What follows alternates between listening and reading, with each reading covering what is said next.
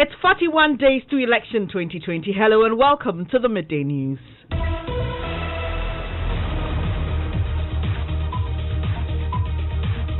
This bulletin is coming to you live from Joy 99.7 FM in Accra. Our digital address GA0993341. Also live on Love 99.5 FM in Kumasi. Affiliates across the country including ATL FM, Cape Coast Radio Max Takrady, and around the world at myjoyonline.com. Coming up, as concerns about electoral violence increase, we'll hear from the Ghana Bar Association, which is blaming the National Commission for Civic Education for failing to effectively discharge its mandate. There must be a concerted effort with all the stakeholders to ensure that there will be peaceful elections. Because who will you blame? You cannot blame the government, you cannot blame the opposition, but somebody is blamable. And that person who is blamable is the lack of education. Speak live with the chairperson of the commission, and Electoral Commission reveals some 30,000 people will be unable to vote in the upcoming December 7 polls. You are out. You won't be allowed to vote. And as I mentioned, those people are about 14,000. And those who are on the multiple list are about 15,000. For these individuals, when you put together about 30,000, they cannot vote. We'll be telling you more about this, and business owners at Ejiso Onri in the Ashanti region say they are being forced to close early after a mobile money merchant was killed by robbers 2 months ago. Now I close at 6:30, where business is at its peak. By 4 p.m., I should be preparing to close. Also got sports in this package. We'll be hearing from the technical director of the Ghana Football Association, Bernhard Lippert, as he outlines his development plans for Ghana football. We've got details right here on the Midday News. Do stay.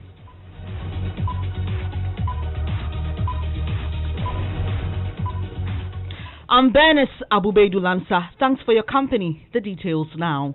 The Electoral Commission says about 30,000 people will be unable to vote in the upcoming polls despite participating in the recent voter registration exercise. Deputy Commissioner in charge of Corporate Services, Dr. Eric Bosman-Asari, who made the revelation, said out of the over 17 million people who registered, these persons were disqualified because they engaged in infractions.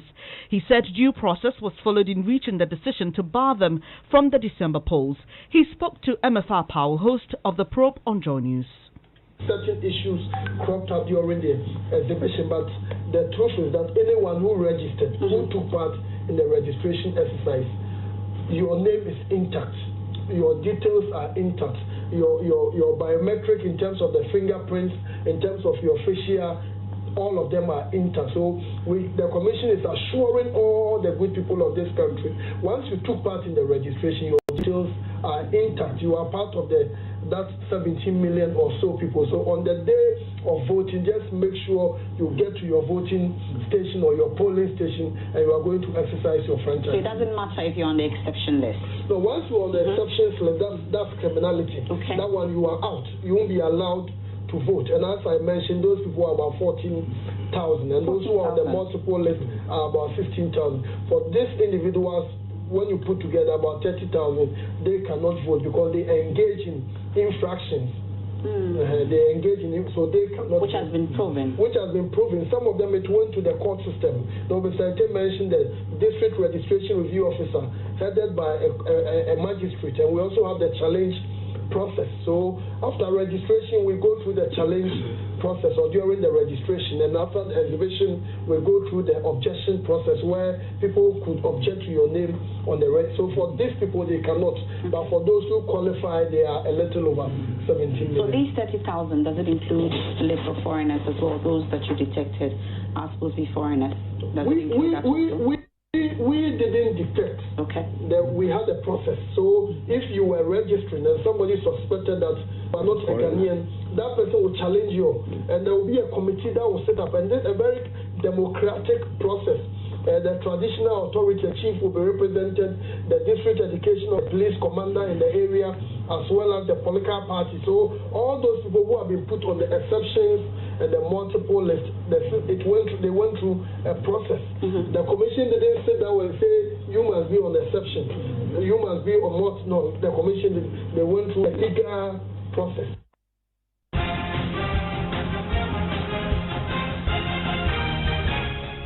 This is your election headquarters, and you heard the Deputy Commissioner in charge of Corporate Services at the Electoral Commission, Dr. Eric Bosman-Asari, in that interview with Emefa Apau, host of The Probe on Joy News. Let's do some other stories now. 9 civil society organizations have canvassed 90 pages worth of legal argument at the Supreme Court seeking to have Auditor General Daniel Domelevo return to work. He is currently on a 167-day leave imposed by the presidency. The CSOs, including the Ghana Center for Democratic Development and the Ghana Integrity Initiative, say the move by the presidency unlawfully interferes with the independence of the office of the Auditor General. This is the second case filed against government on this matter. Executive Director of the Ghana Integrity Initiative, Linda Oforikwafu, says they decided to sue government after the presidency failed to withdraw the directive. She spoke to my colleague Ernest Menu on News Desk on the Joy News channel. Professor Sari is an individual and has the right to go to court at any point. And also the 9 of our civil society organizations working on matters bordering on accountability, transparency, integrity, and all those, also saying that we have a right to go to court. And that is what we have done. We actually mentioned earlier that we are going to do so. If you remember rightly, when this matter came up, we held a big press conference in the country, and we were hoping that the president will rescind his decision. That didn't happen. The next step, obviously, was for us to take a decision on what to do next, and we decided to go to court and seek some interpretation so far as the matter is concerned. Linda Oforikwafu is with the Ghana Integrity Initiative. She'll join us shortly, but first, court correspondent Joseph Akable joins us with more on that case at the Supreme Court. So run us through the other CSOs who are part of this action, Joseph. There is also African Center for Energy Policy, Citizen Ghana Movement, Parliamentary Network Africa, Pen Plus Bites, Media Foundation for West Africa, Send Ghana, and One Ghana Movement, with the Attorney General's office named as defendant in this particular case. Tell us more about the argument contained in that 90-page writ. First, they say the Auditor General is an independent institution. Reference is made to Articles 188, 189, and 1893 of Ghana's Constitution. They add that the only instance where the President is allowed to have a say in the work of the Auditor General is by way of requesting the Auditor General in the public interest to audit the accounts of an organization set up by an Act of Parliament. Reference is made to the Akufo-Addo Commission report of 1968. They are asking the court to rule that the directive issued by the Presidency is inconsistent with the letter and spirit of the Constitution. They also want the court to declare the appointment of Johnson Ekwuamwe-Siedu as acting Auditor General as void and of no effect. That's court correspondent Joseph Akable. They're giving us details of that case in the Supreme Court. But let's now speak to Executive Director of the Ghana Integrity Initiative, Linda Oforikwafu. Thank you so much for joining us this afternoon. We understand that your decision to sue, despite being influenced by this Yao Domelevo saga, seeks to safeguard the independence of some other institutions. Please tell us more about that. Very much. I think that is our primary focus. You know, we are civil society organizations and we actually work on governance, integrity matters, and all those things. And we actually believe that the independence of all the independent state institutions is very, very critical, and that's something we have to protect. So then if we have institutions like the Electoral Commission, we have the Auditor General, we have TRAJ, we have the Special Prosecutor organization, and all those things, we should be careful to ensure that the government of the day or which government ever does not act in a way that somehow could look as if we are interfering in the work of these independent state institutions. So that is our primary objective, to ensure that some of these things that we believe in, that the President might not have acted rightly according to the constitutional provisions that we have made clearly in our regs, do not happen again, but then they are safeguarded for them to be able to perform their functions as outlined, some of them in the Constitution, others in the Act setting them up. That is what we seek to do. So not necessarily only working because we want to ensure that the Domelevo matter doesn't come up again or whatever, to ensure that going forward we don't have such incidents. So have you been able to engage the presidency directly on this matter since you organized a press conference demanding that the decision be rescinded? The coalition had a press conference on 7th July, and subsequently we sent a petition also to the president, if my memory serves me right. I think so. And then we had the Minister for Information and the CSOs having discussions on this matter on your network at Enjoy FM Radio. We discussed this matter a number of times, and then the options were then. We're hoping that the President will send his decision. And since you and I know that never happened, then because we are a rule of law country, we believe in the court system, we believe the courts have the responsibility to resolve some of these matters, we thought it's wise to go to court and get interpretations so far as the provisions that we have been talking about are concerned. And rightly so, we had a number of other civil society organizations joining us, and we've been able to actually also gotten a very good lawyer who's going to support us in this process. So that what we are doing is not because we are fighting with government or no. What we are trying to do is to try to ensure that we safeguard independent state. Too bad we lost her there. That was Linda Oforikwafor, Executive Director of the Ghana Integrity Initiative, basically explaining why her outfit and 8 other CSOs are in the Supreme Court over the directive by the Presidency for Auditor General Daniel Domelovo to proceed on a 167-day leave. Away from that, President of the Ghana Bar Association says the National Commission for Civic Education must take up part of the blame for ongoing electoral violence in the country. Concerns have been raised about violence with less than 2 months to the polls. Earlier this week, a clash between supporters of the NDC and MPP in Ododo-Diodio sparked fears of reprisals from now to election day. Officials from both parties have committed to ensure perpetrators are handed over to the police for prosecution.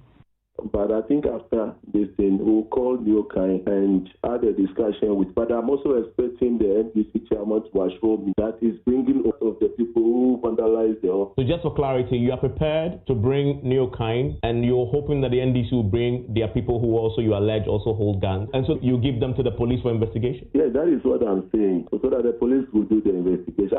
I said that, look, we know each other.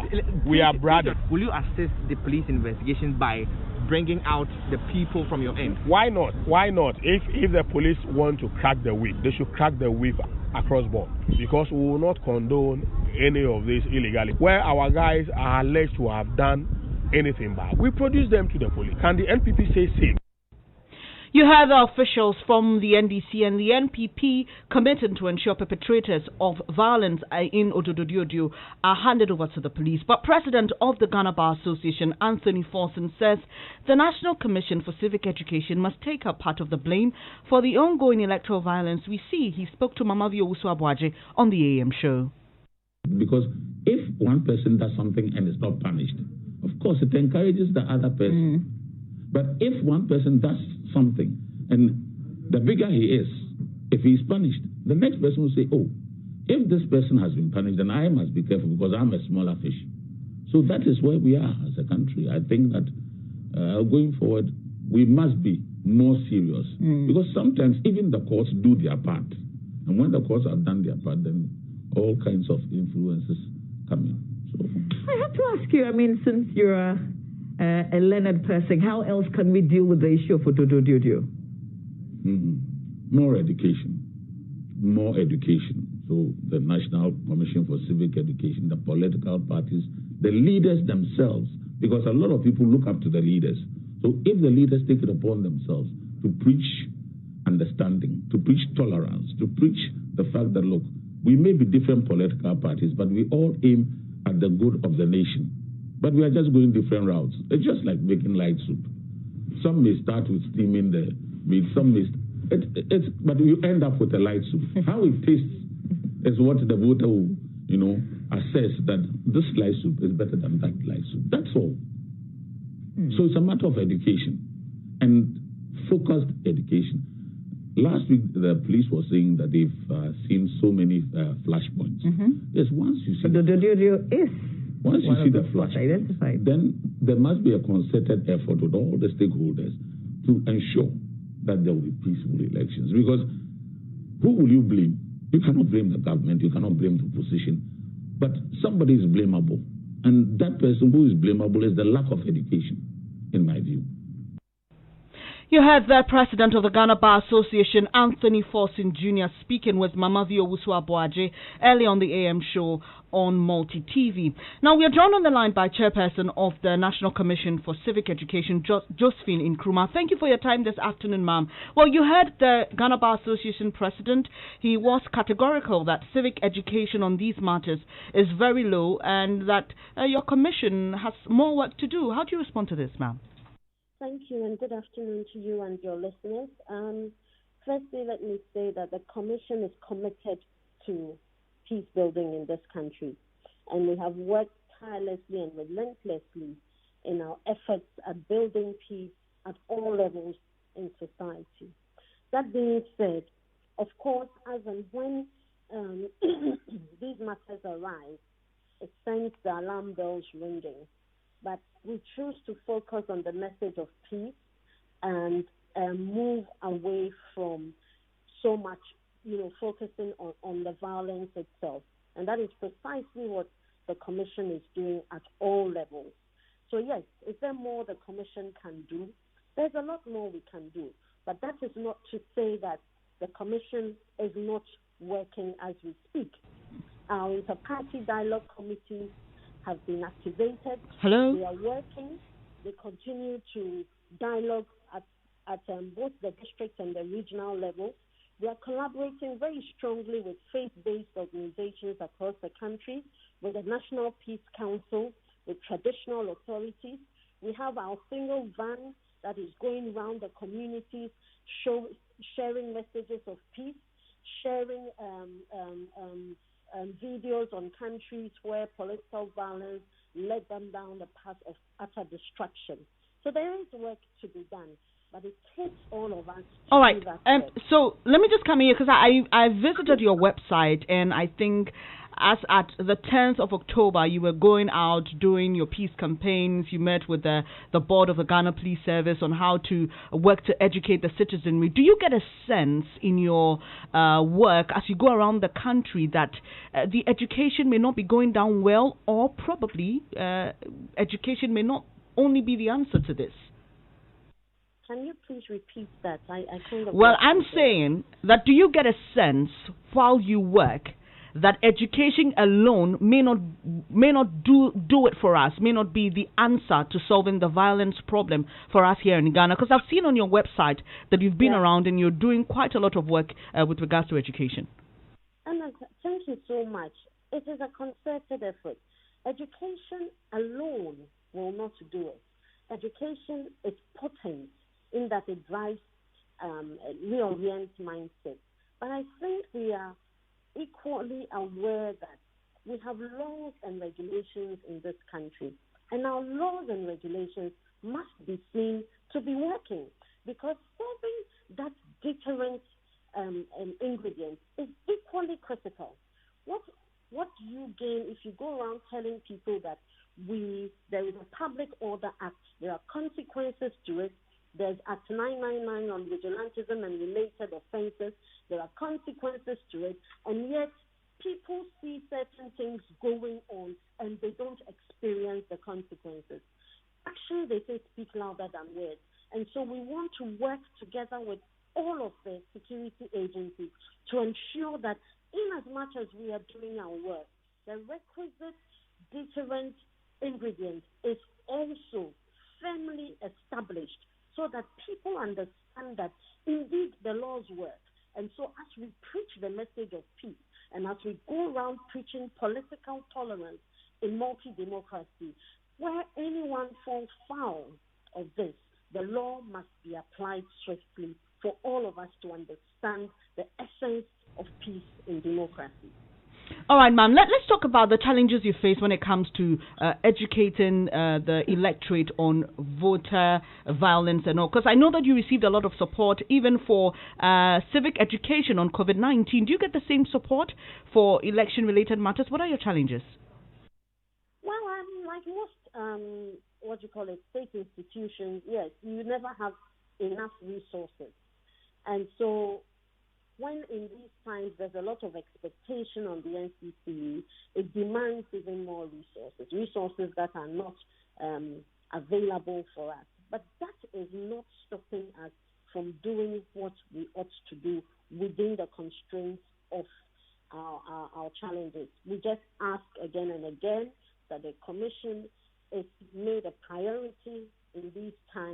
given adequate resources so that we can do even more. In these times when people... I appreciate your time. We'd have to end it here. That's Chairperson of the National Commission for Civic Education, Josephine Nkrumah.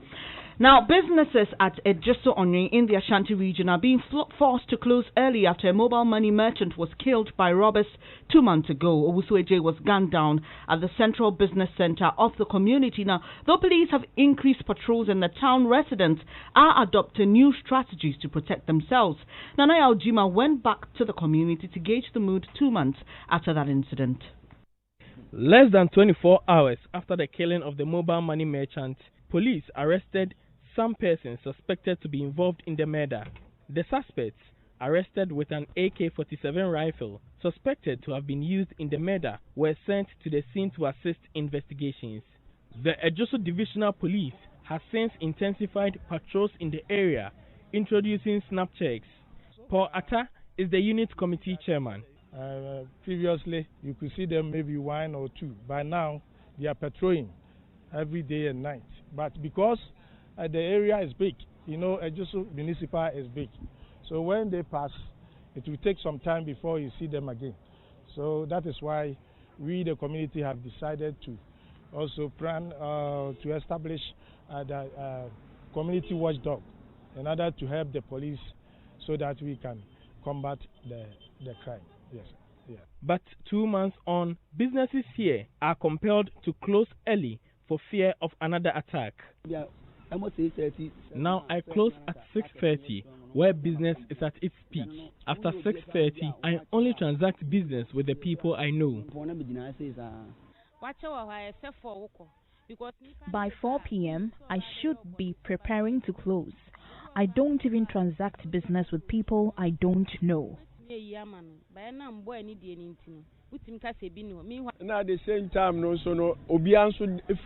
center of town is empty after 7 p.m. Even commercial vehicles don't work from 9 p.m. Before there is police. Now, Breno, na police for them, dear. I will shamu, Bashayamu, But Love News investigations have revealed police in the area is constrained, with only one vehicle for patrols in the whole of Ejiso municipality. From Kumasi for Joy News, Nana Ojima reporting. You're listening to the Midday News on Joy 99.7 FM with me, Bernice Abu-Baidoo Lansah. Still to come, with cases of head injuries from road traffic accident on the rise at the Konfanochi Teaching Hospital. Head of Emergency Medicine there says it's time people were exposed to traumatizing scenes at accident centers to change behaviors. We've got details shortly. Hey, Charlie. My network is really killing me. I have to pay my uncle's workers mobile money, but the charges alone, it's about 380 cedis. Charges alone just to send money? That's $10 of cement already, my guy. Listen, bro, you can save money on charges if you move to Vodafone Cash now. Vodafone Cash? But my network is... Hey, sending money on that your network, you pay. Sending money on your network to other networks, you pay. But guess what? Sending money on Vodafone Cash is free. Sending money on Vodafone Cash to all other networks is also absolutely free. No charges at all on Vodafone Cash. So tell me, what are you still doing on that your network? Massa, look sharp, then move to Vodafone Cash. Hey, make us change the SIM right now. Yes, sending money on Vodafone Cash to all other networks is now absolutely free. Send unlimited amounts of money as many times as you like for free. Just dial *110# now to send money. The future is exciting. Ready? 2020,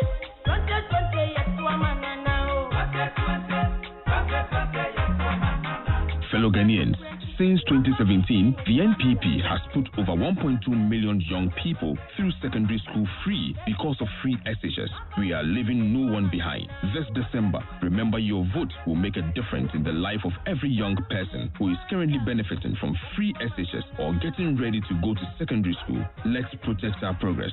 Vote NPP. Vote Nana Akufo-Addo for 4 more years to do more for you.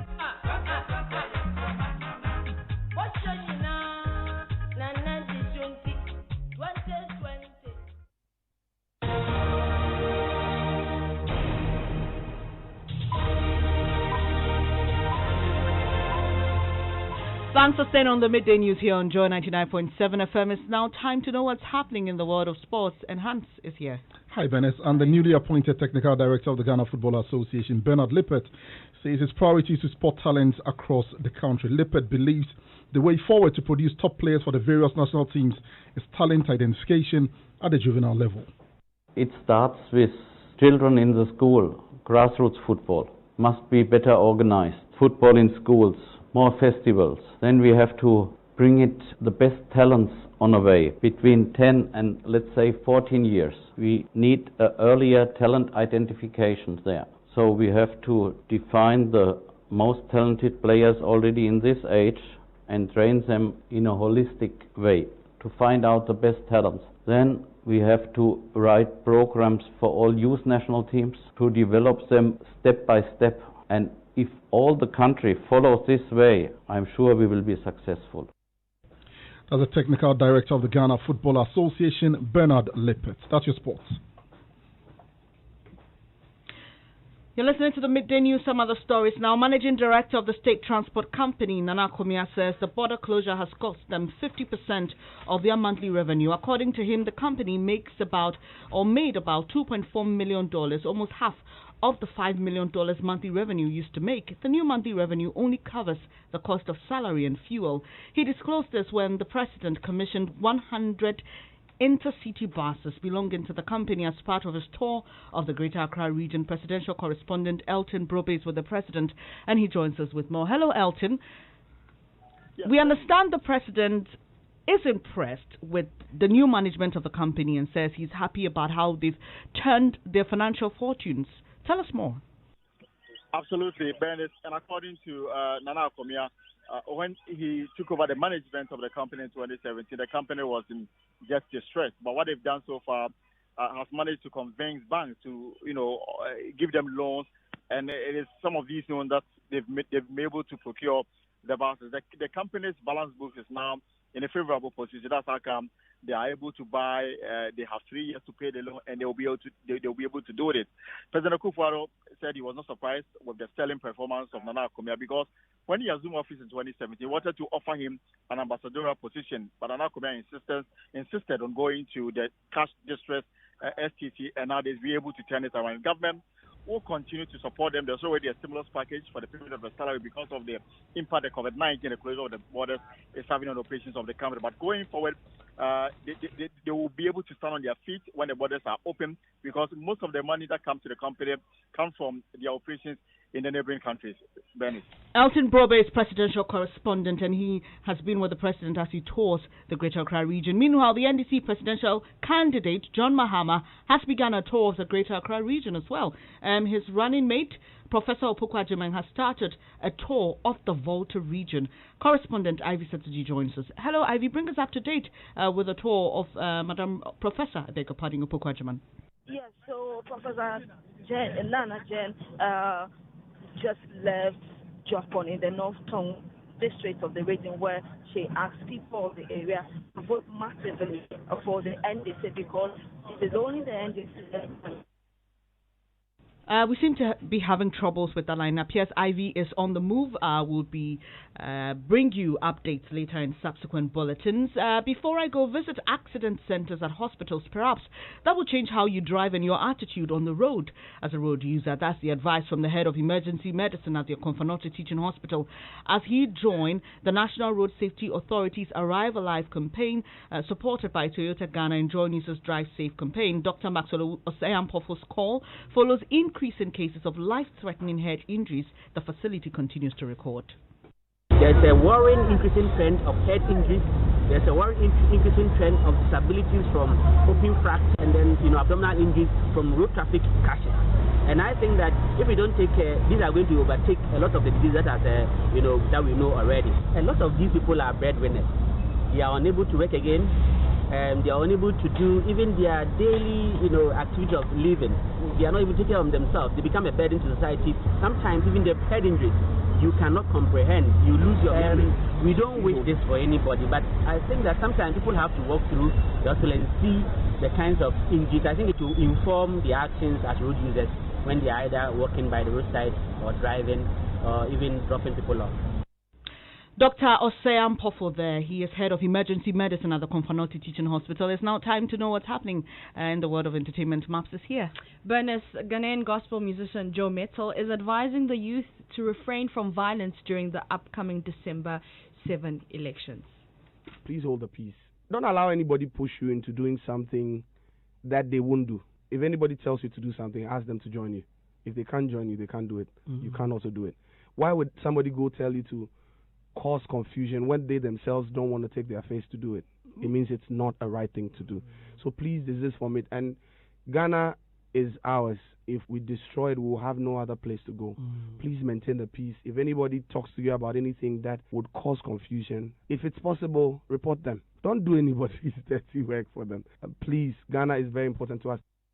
That's it for Showbiz.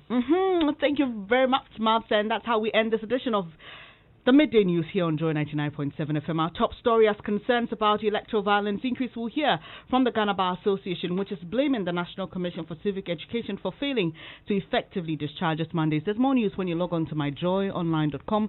But we leave you with this piece message from Dr. Elsie Kaufman. My name is Elsie Kaufman. Join Joy FM to stand for peace.